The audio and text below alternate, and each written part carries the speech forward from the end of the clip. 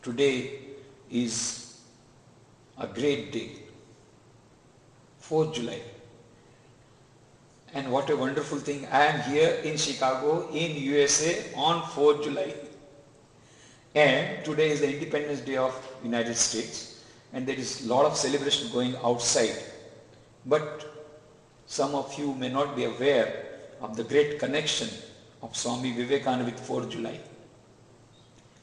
On 4th July 1898, Swamiji was in Kashmir and he wrote a beautiful poem. With the permission of Revered Maharaj, I would like to share that beautiful poem. The name of the poem is To the 4th of July. The name of the poem is To the 4th of July. Behold, the dark clouds melt away, that gathered thick at night and hung so like a gloomy pall above the earth. Before thy magic touch the world awakes, the birds in chorus sing, the flowers raise their star-like crowns, dew set and wave thee welcome fair, the lakes are opening wide in love, their 100,000 lotus eyes to welcome thee with all their depth. All hail to thee, thou Lord of light, a welcome now to thee today, O sun, today thou sheddest liberty. Bethink thee how the world did wait and search for thee through time and clime. Some gave up home and love of friends and went in quest of thee self-banished. Through dreary oceans, through primeval forests, each step a struggle for their life or death.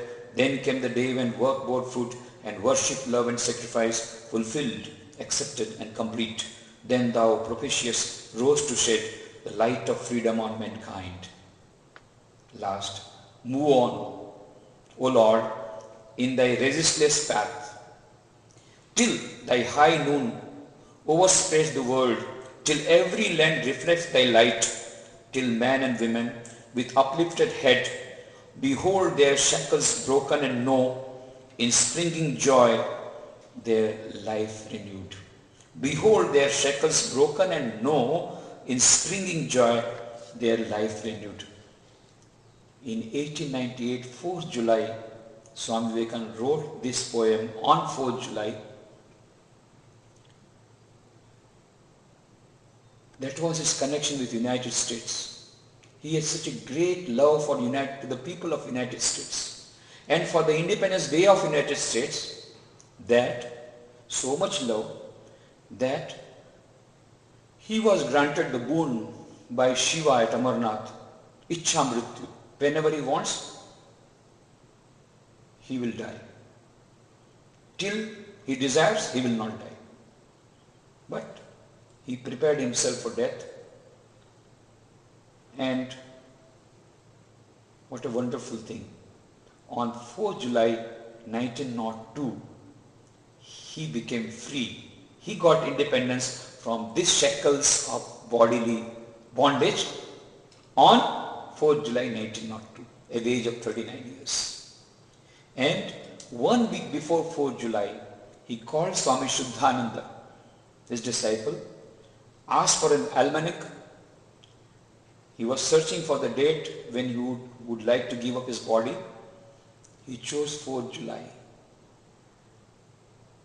He asked for an almanac. People did not understand why he is asking for an almanac. Afterwards they realized everything, that he was asking for an almanac because he was trying to find out the date when he would give up his body.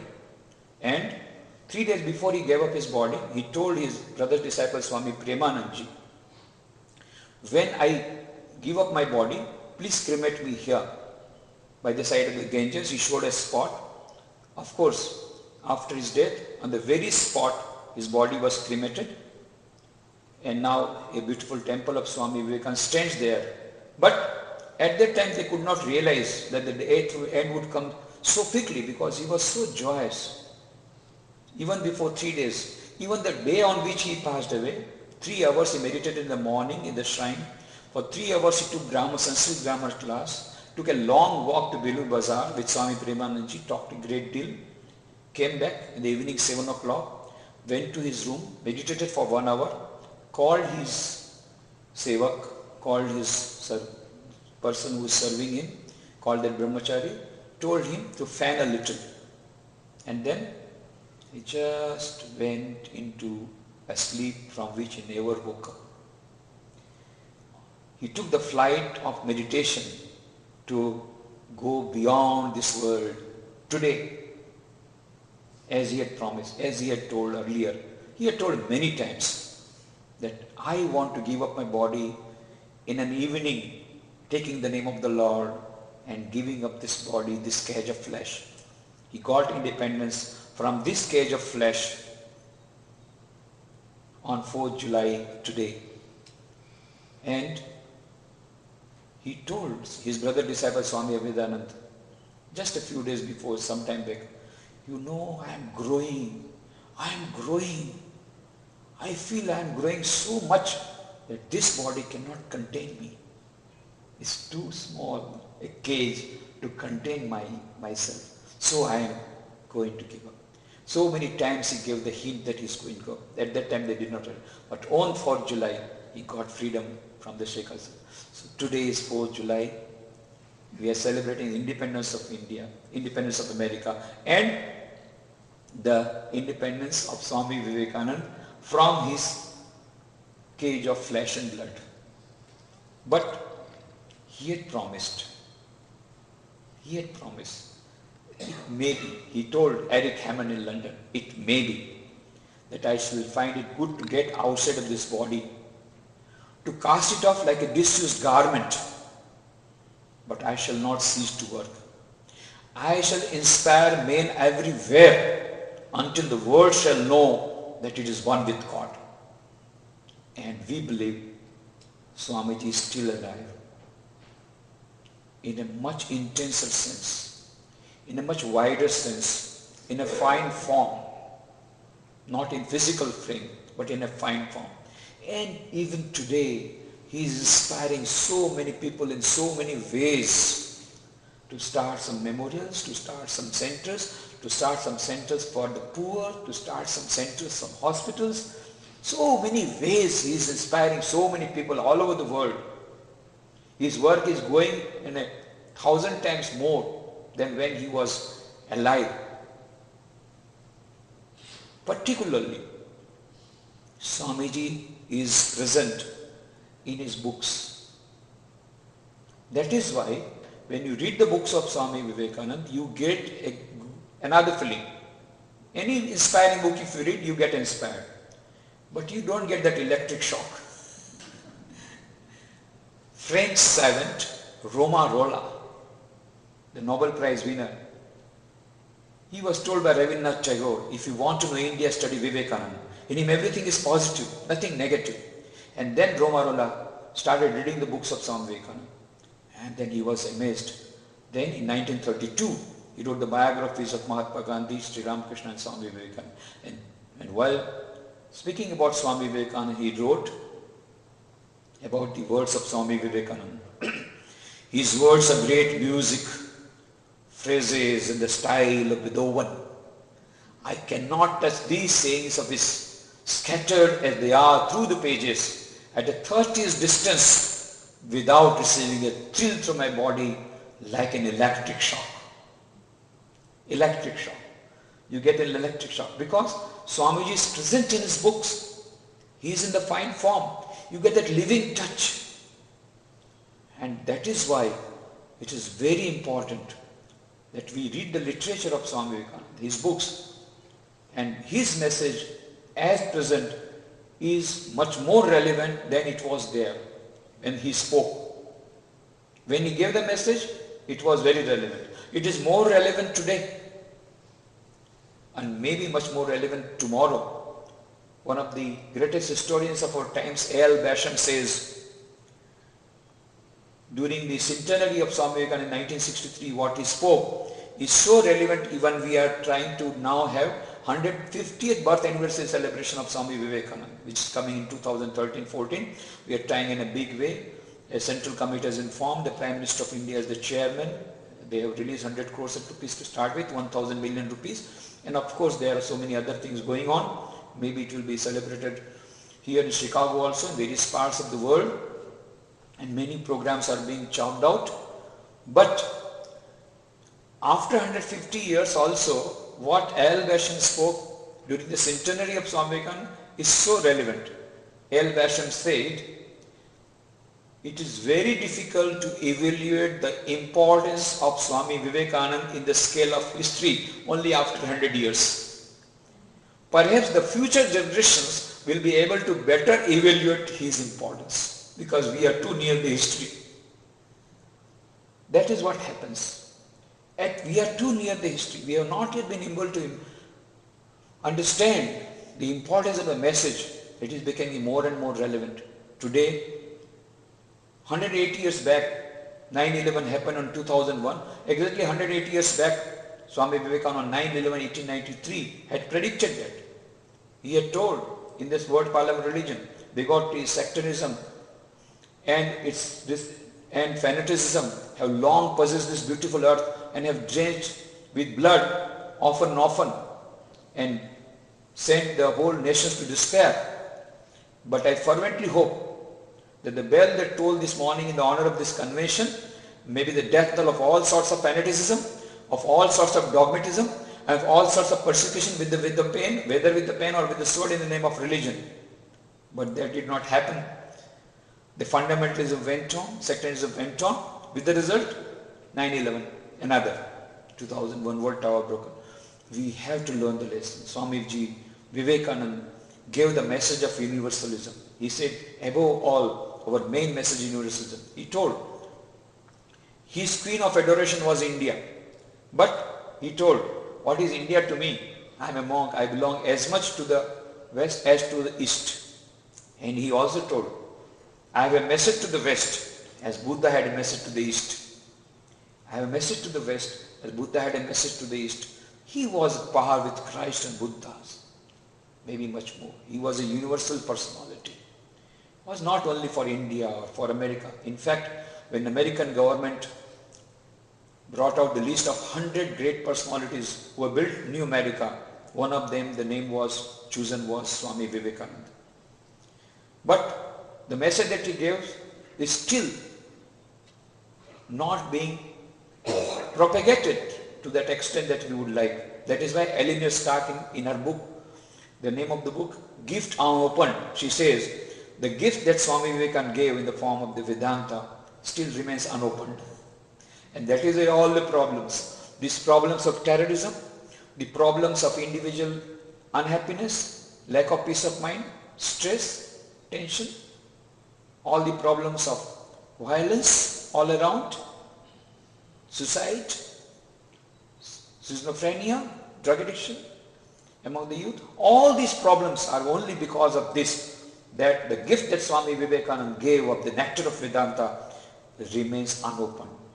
Now, 150th birth anniversary year is the right time when we should open that gift that remains unopened and get that message, get that nectar of Vedanta, and we solve all our problems of terrorism, dogmatism, problems of harmony of religions, problems related to individual at the micro level as well as the macro level. All the problems, solution has been given by Swami Vivekananda. For the problem that exists in India or in America, on various parts of the world, is already given the solution. And that great personality with the great heart is at our disposal. This is the right time when we should study the great universal personality of Swami Vivekananda. We are talking about globalization. They say because of the science and technology, communication technology, wonderful communication technology, wonderful advancement in science and technology, now whole world has become one. It has been, the physical distance has been annihilated. When Swami Vivekananda started for coming to America, he left Bombay by a ship, no aeroplane at that time. 31st May 1893 started, 31st July he reached Chicago. It took 2 months for him. And I started 4:30 a.m. from Ahmedabad. On 18 June, 2:30 p.m. I was in New York. On the same day, 18th. Of course, I get time, when I travel. When I travel back, I lose time because going from west to east. But 2:30 p.m. I was there. Communication technology has undergone tremendous transformation. Through internet, we are all now instantly connected. Through internet, through ideas, we are connected. But physical distance has been annihilated. But paradoxically, the mental distance has grown higher. Mental distance between countries, clash of civilization. And Samuel P. Huntington says most of the wars that have been caused between two countries were not the wars between countries. They were a clash of civilizations. All because of the dogmatism, fundamentalism. All these problems of terrorism is all because of, it is nothing but a product of dogmatism and sectarianism and fundamentalism and bigotry. If you go deeper into that, Samuel P. Huntington has given has revealed all the statistics. Outwardly it seems it is a clash of countries. No, ultimately it is nothing but a clash of civilizations. And that is because of the problem of fundamentalism. In India, last year I was there, the Guwahati University in Assam. There was an international conference where I participated. That just before the conference there was a serial bomb blast by the terrorists in Assam, in Guwahati. So all were so much scared that they were not attending properly the conference. And the Guwahati University organized my talk, how to combat terrorism.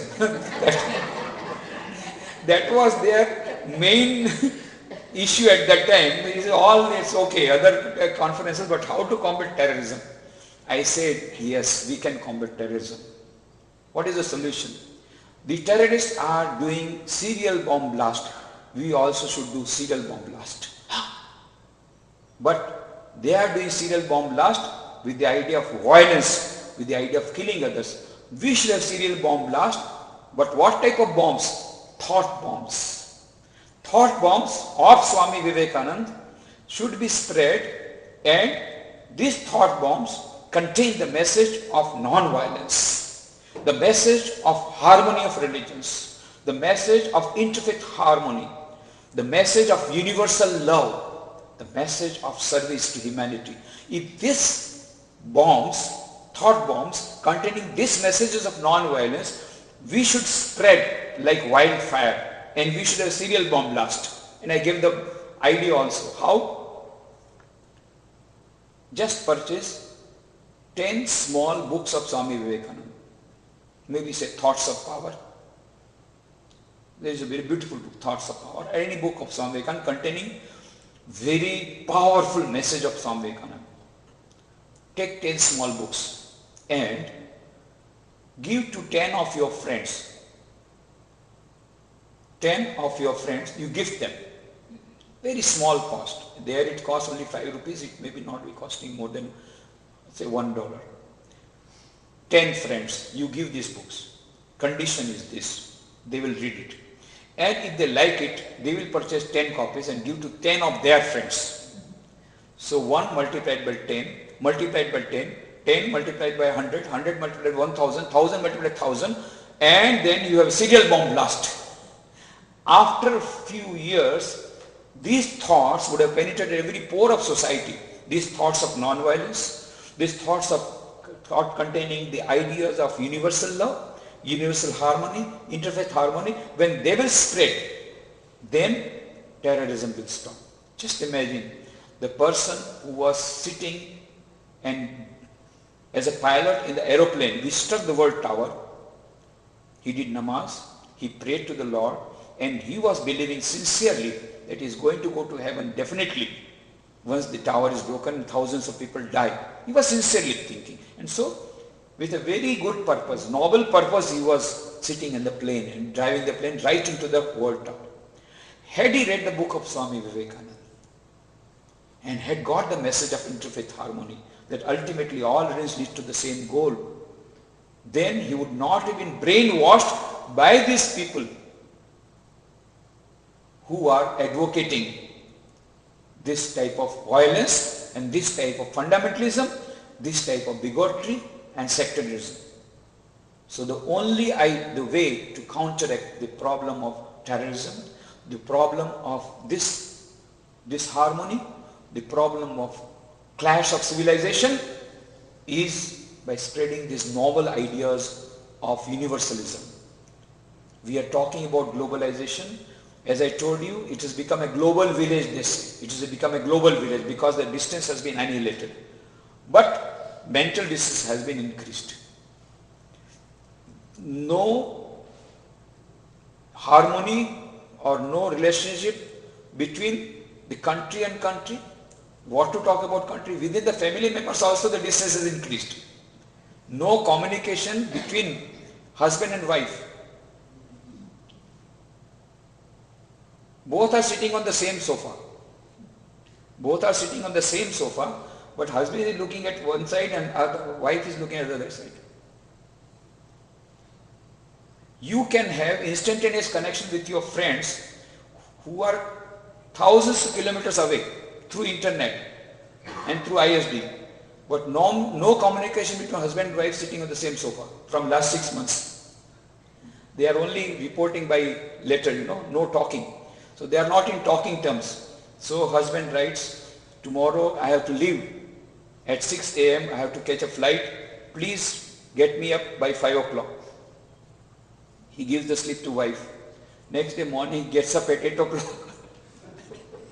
And then he is very much angry and he writes his slip. Why didn't you give up? Why didn't you get me up? Then the wife writes, the slip is on your table. I did keep a sleep at 5 o'clock, please get up. Because no talking terms. No communication between husband and wife. Mother-in-law, daughter-in-law is a old problem. No communication between mother and daughter. So mental distance is increasing. We are talking about globalization. But it has become a global village. And at least on the economic front, globalization has already come. But where is global peace? Global peace cannot come unless and until we have global civilization based on spiritual culture. That will only come when we have global personalities to inspire us. And Swami Vivekananda is one of them, a universal inspirer. He inspires not only people in India, Mahatma Gandhi, Subhash Chandra Bose, Dr. Radhakrishnan, Jawaharlal Nehru, Chakravarti, Rajgopalacharya, Sri Aurobindo, all of them got inspiration from the message of Swami Vivekananda. In fact, Mahatma Gandhi, when he came on 6th February 1921 to Velumat, he was told to give speech. Mahatma Gandhi said, I have not come here to give any speech. I have come here to pay my homage to the great memory of Swami Vivekananda. But I will tell one thing to the youngsters. When you come to this great place, don't go empty-handed. Take some of the great inspiration from this great place. And then he said, read the books of Swami Vivekananda. He said, I have myself gone to the books of Swami Vivekananda. And the love that I had for my country became 1,000-fold. So many people in India got that, those times of leaders, political leaders got their inspiration. Great writers got their inspiration. Leo Tolstoy was having all praise for Swami Vivekananda. Roma Rolla, the great French savant, had all praise for Swami Vivekananda. He told, I am bringing to Europe the two great personalities, Sri Ramakrishna and Swami Vivekananda, for bringing nectar to the civilization, to the Western civilization. America thinks one of the greatest personalities who rebuilt America is Swami Vivekananda. In fact, as I told you, New York Herald wrote, the greatest figure in the parliament religious is Swami Vivekananda. So, Swami Vivekananda is a universal inspirer. People of all countries and of all statuses, rich people, poor people, they all get inspiration. Executives, officers, managers, students, teachers, taxi drivers even, they all get the inspiration from the message of Swami Vivekananda. The first lady taxi driver in India was asked, Jasbir Kaur Ahuja, didn't you feel difficulty in being the first lady taxi driver? Yes, they criticized me that sometimes I became so much despondent, I wanted to give up. But whenever I wanted to give up, I read the message of Swami Vivekananda. Arise, awake and stop not till the goal is, and started running again with the taxi. So even a lady taxi driver gets the message. All of them, they got inspiration, whether rich or poor, in all status, students, teachers, executives, officers. The Illustrated Weekly was a very big magazine. Mr. M.V. Kamath was the editor. He wrote that when I started reading the books of Swami Vivekananda, I did not expect that such a great message for the modern management people and for the modern managers and leaders will be there. In fact, now in America, there is a concept of servant leadership. But this servant leadership was already the concept was given by Swami Vivekananda 100 years back. He practiced that servant leadership. We are talking about trying to practice, but he practiced his servant leadership. He practiced trusteeship management. In fact, for the first time, the idea of trusteeship management at the corporate level was given by Swami Vivekananda. Later on, it was popularized by Mahatma Gandhi and other people. But the first message was given by Swami Vivekananda in Chicago. In Chicago. Swamiji was here for participating in the World Parliament of Religion, and he was lodged in some rich man's house at that time. At that time, the richest person of America was John D. Rockefeller, the emperor of petroleum industry.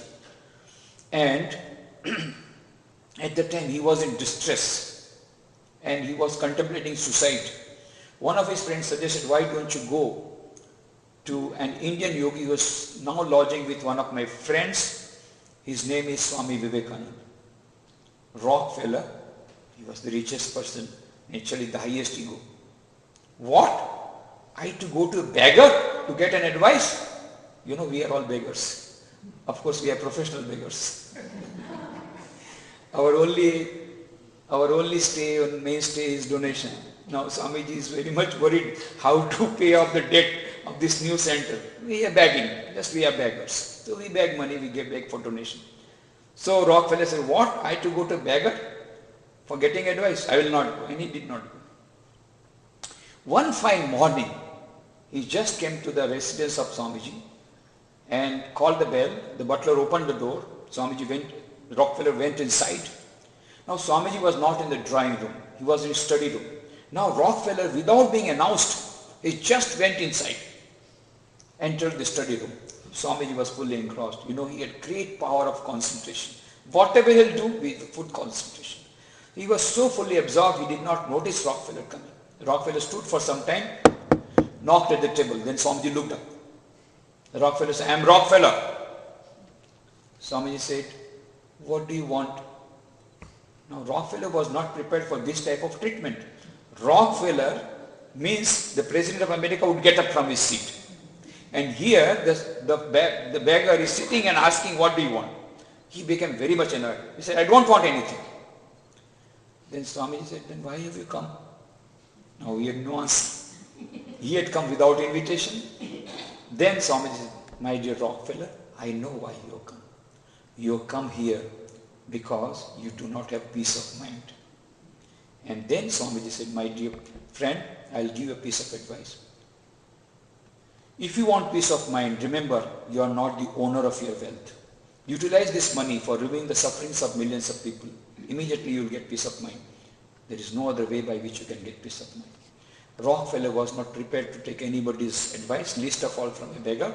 So he left abruptly, as abruptly he had come, with annoyance, with annoyance. Just left abruptly. But after a few days again he came. Similar fashion, called the bell. Butler opened the door. He went inside. Swamiji was not in his drawing room. Again entered without being announced in his study room.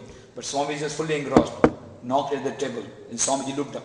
Then Rockefeller put a piece of paper in which he had made an announcement of a very huge donation for a public cause. Swamiji read it. Rockefeller said, now you must thank me. I followed your advice. Swamiji said, well, it is for you to thank me. Because by following my advice, you will get peace of mind which cannot be purchased by millions of dollars in the market. It is said it was a very first huge donation of Rockefeller. He had made some donations, but it was the very first. We do not know what was the public cause and what was the huge donation. Most probably, we can conjecture that Chicago University, a land was to be purchased, and he gave the money for purchasing the land and the initial donation for starting. But it is a conjecture. But there was a public cause which he did. And Rockefeller, we do not know. In his autobiography, he says, there is much more than to live for yourself, and you get peace of mind by serving others. I don't know whether he has quoted Swami Vivekananda or not, whether he has given his name or not, but he understood the message that the real way of living is living for others, which was the main message of Swami Vivekananda. That is the message of trusteeship management Swami Vivekananda gave to Rockefeller, and now at present Bill Gates is following the same measure of trustees of management. When he came to India first time, when he was asked why you come to India, I said, I have got a great respect for Indian culture. How did you get the respect? By reading the books of Swami Vivekananda. The journalist asked, have you read any book of Swami Vivekananda? He said, I do not go to bed without reading a few pages from the books of Swami Vivekananda. And Karma Yoga is my favorite book. When I read this, I was not able to believe. Because my idea of Bill Gates was who believes in cutthroat competition. At that time, I am talking about 10 years back when I read it. So I thought it is all mash. It cannot happen. Any person reading books of Swami Vivekananda cannot behave like this. But after 2 years, when I found in the newspaper that Bill Gates has made an announcement that bearing only $10 million, at that time he was the richest person of the world with $70 billion. Of course, he is now not the richest, second richest person perhaps, whatever it is. But at that time he was the richest person, and bearing only $10 million, rest all the money, he will go for a public cause. Then I could believe, yes, he might have read the book of Swami Vivekananda. In Karma Yoga, Swami Vivekananda says how to live for others. And then in 2000 year, he started Melinda and Bill Gates Foundation with $30 billion. And during last 10 years, that has been, tremendous work has been done by that foundation. So many people are telling so many things that he must have got some purpose and some ulterior motive behind this and that. Well, I do not know. But I only this much that for last few years, he has been the person who has been giving highest amount of charity. So let us take a positive outlook. But he, in his website, you don't get the name of Swami Vivekananda. But he says he got inspiration from David Rockefeller. Anyway, David Rockefeller's grandfather got inspiration from Swami Vivekananda. John D. Rockefeller. Even that also is the connection. But whatever it is, Swami Vivekananda is a universal inspirer. Managers, executives, students, teachers, many students after reading the books of Swami Vivekananda, they get so much of higher concentration, excellence in life, message of meditation, message of concentration. So many people are getting benefited all over the world, and they are getting inspired at various levels, in various countries. From many unknown countries, the requests are coming for us to open the centers of Vedanta, of Ramakrishna Vivekananda. Many parts, many various countries, various parts of the world where we have not gone. His message is reaching. He is working. He said, I will give up this body, but I will not cease to work. He is working. And his message is the message of universalism.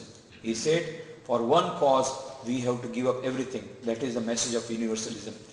He said, what is India to me? Though India was a queen of his adoration, but he said, what is India to me? I belong as much to the West as to the East. He had a universal heart.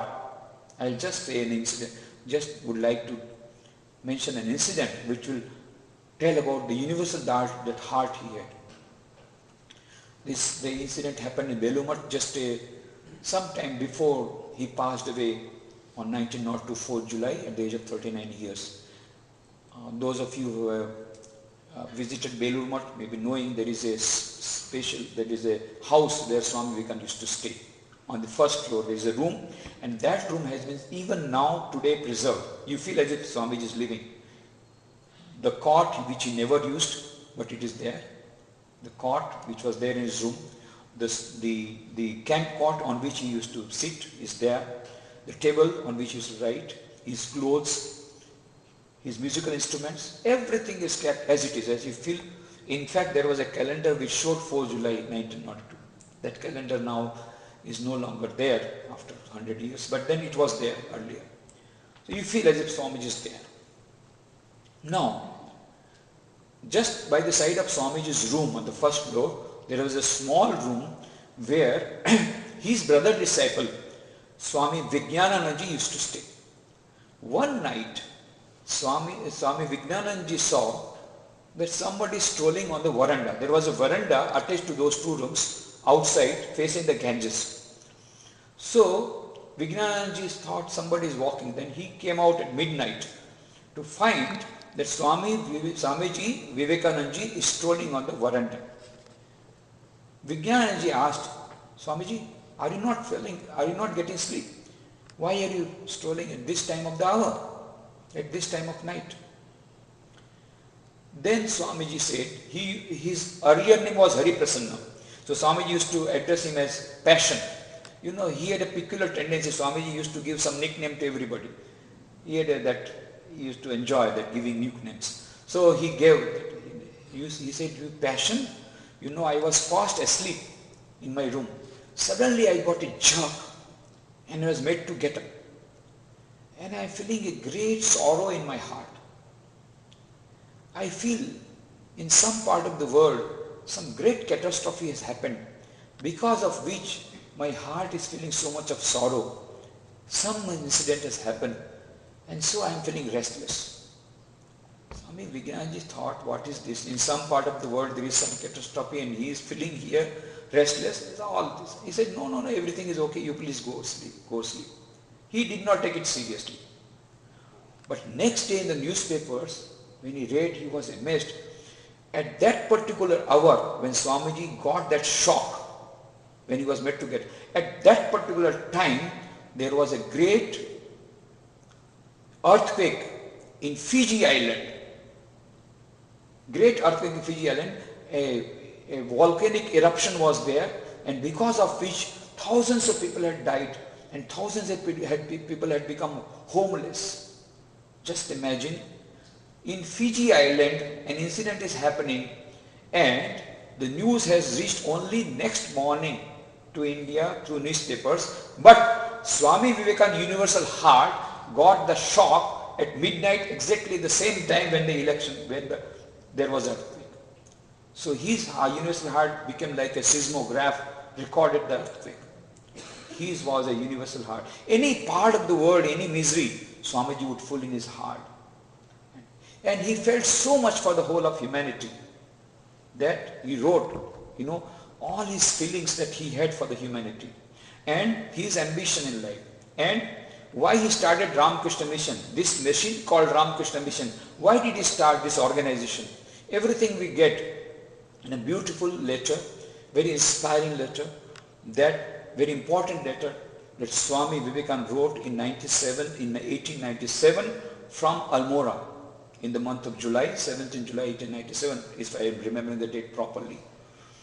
He wrote to Miss Mary Hell, and you know the Hell family was in Chicago. In fact, it is Mrs. Hell, H-L, who took Swami Vivekananda to the Parliamentary Regents. Swami Vivekananda was sitting, he had lost the address of the Parliamentary Regents and he took his shelter in a railway station in a boxcar. Next day morning he came out. That area turned out to be inhabited by Germans. He was speaking English, nobody could understand.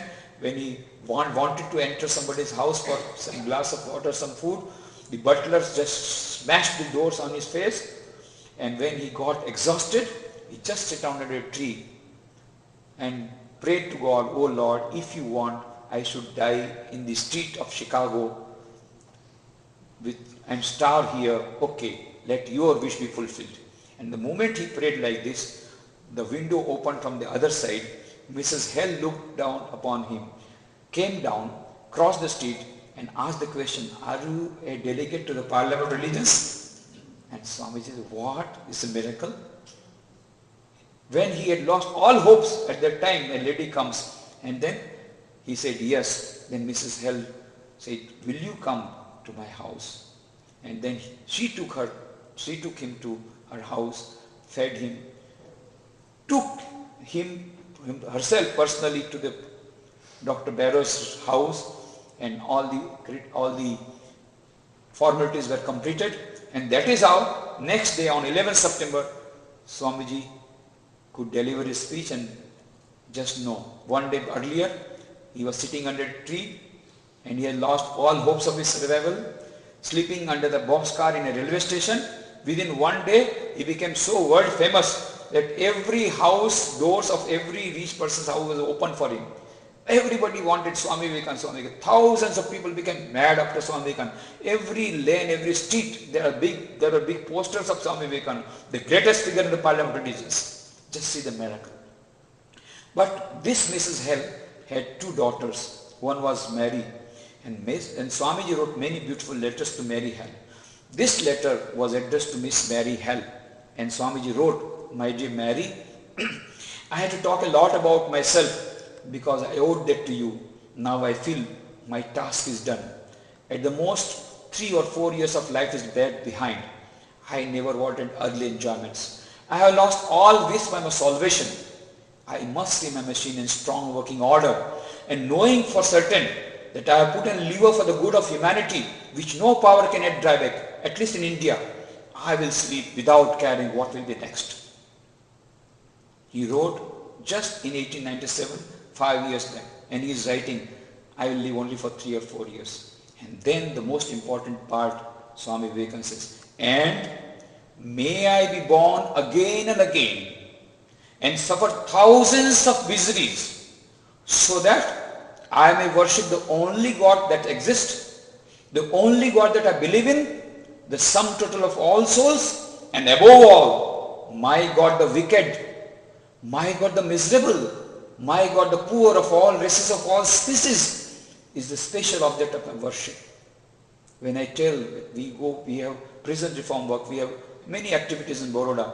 The historic Dilaram Bungalow in which Swami Vivekananda himself stayed as the guest of the then Diwan Manibhai Jashbhai in 1892, just before coming to USA. That very bungalow has been given to us by the government of Gujarat for converting to befitting memorial of Swami Vivekananda. On 18th April 2005, we have started many activities there, and medical work and value education work and meditation hall, library.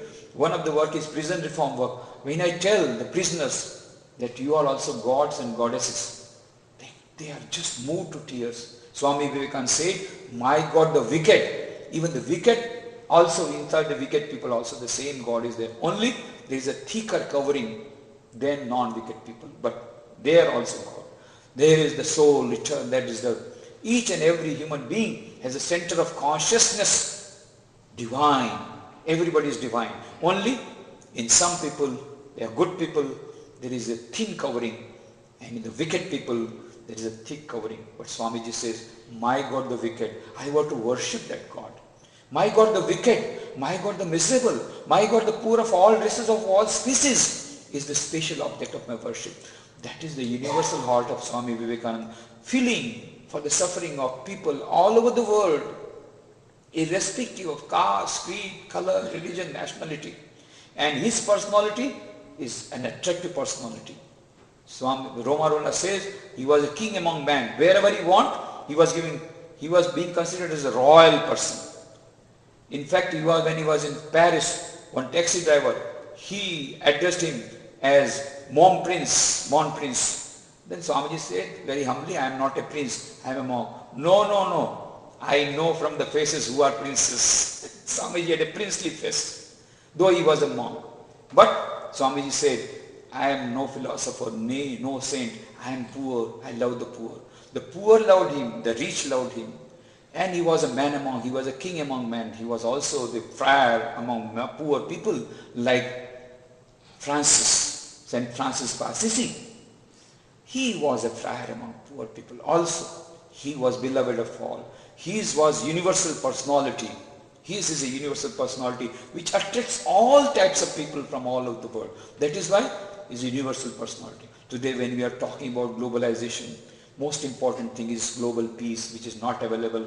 That can only come by a global civilization, and that can only come when you have global personalities like this. That is exactly the reason. This is the time when we are trying to celebrate the 150th birth anniversary of Swami Vivekananda. His personality, more important, he said, "I don't want my message should be preached. I don't want that my personality should be preached. I only want that my message should roll off. That's all." He didn't want name and fame and publicity. He didn't want that. But the message that he gave, the message of universal love, the message of interfaith harmony, the message of divinity of the soul and solidity of the whole universe, the basic message of Vedanta, that serving God irrespective of caste, creed, color, religion or nationality. That is why he told Mr. E.T. Sturdy that we worship that God who by the ignorant is called man. We worship that God who is by the ignorant is called man. what is India to me, what is West to me, what is America to me, irrespective of caste, creed, color, religion, nationality, we have to worship God in man. That is the message of Swami Vivekananda, the universal message, and he was a universal personality.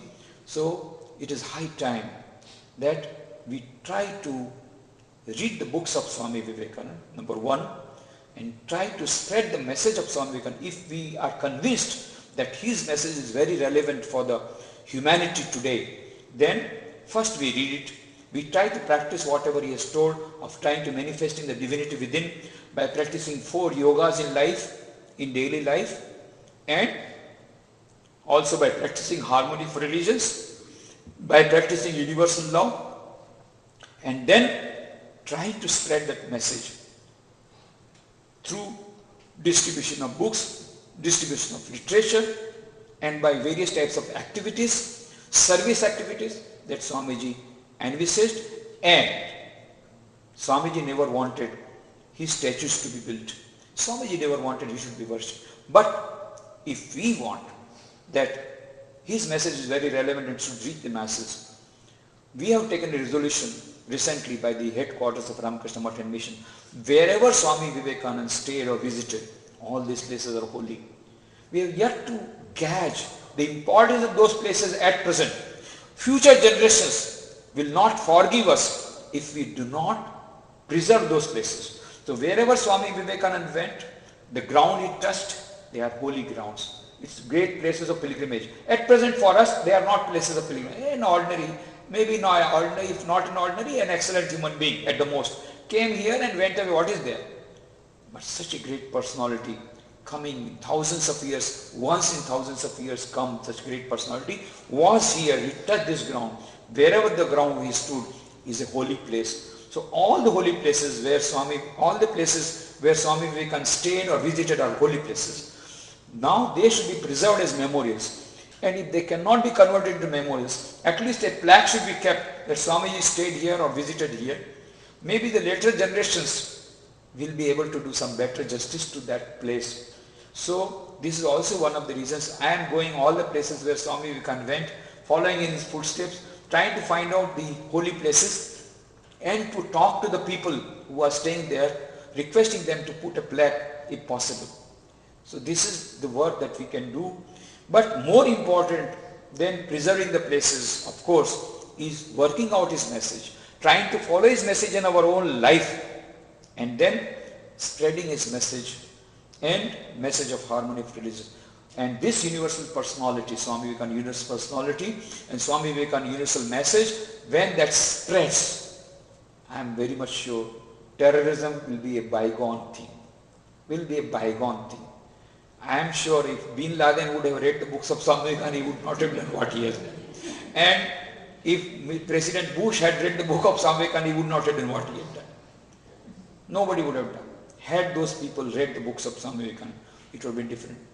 In fact, I am trying to send a book of Swami Vivekananda to Obama. If he reads it, I am sure, and I am expecting greater things from him. Greater things from him. He is the real ideal person. You know, what was required was a bridge between Christianity and Muslim, because these are the two religions fighting more. The other religions are fighting, but these are the two religions. And Christianity, Islam. In fact, Samuel P. Huntington says most of the wars were clashes between civilization, and they were wars between Christianity and Islam. So he has got double blood, both Christianity and Islam. He is the right person to bring about this harmony, and also he has an open mind, and his open mind towards India also. Maybe that all the divine plan is coming, and if he reads the book of Swami Vivekananda, I am sure it will be, maybe he might have read, I do not know, but we should try that he reads. I have told people there also to send some books. I will also try to send some book. If he reads the literature, then maybe 150th birth anniversary he would celebrate in a grand manner in the United States. Much more grander than what we can do with our limited resources. Let us hope for the best. And my time is gone. In fact, I have not started. Once Swami Vivekananda was speaking like this in the United States, and the person who had organized the speech, it was 1 hour talk, and it was already 2.5 hours. So the person who was there organizing, he was sitting there in front. He started showing the watch like this. What? You are showing me the watch? I have not yet started. I am just warming up. So actually I could not share with you what I have to tell, but anyway, I have given some points. My article, Swami Vivekananda, the Universal Personality, appeared in Vedanta Kesari. I think it was in January 2000. So from the Vedanta Kesari website also you can download, or in my website also it is given in the PDF form, www.rkmvm.com/sn. From there you can get my itinerary of USA also, many of my articles, many of my cities, all that are available in that website, including this article, Swami Vivekananda, Universal Personality. I again expressed my gratefulness to Swami Chidanandaji Maharaj for giving me the opportunity of meeting you all, sharing my ideas with you. For me, as I feel I am so blessed, on 4th July, the Independence Day of America, I am here. The day on which Swamiji got independence from his physical body, on that day I am here in America, which was the real place where Swamiji started giving his message. The place in Chicago, particularly the place where he first bombarded his message of bomb of his Vedanta, his bomb of thought bomb of Vedanta was first given here in Chicago, in the worst island of religions. In this Chicago I am here. It's a great coincidence. I feel it's a great privilege and blessing for me. I'm very happy to meet you all. I pray at the feet of Holy Trio, Sri Ramakrishna, Ma Sharda Devi and Swami Vivekananda to shower their blessings on all of us so that we can follow their message in our life and make our life meaningful, happiness and peace in everyday life, and eternal happiness and peace and eternal life. Thank you very much.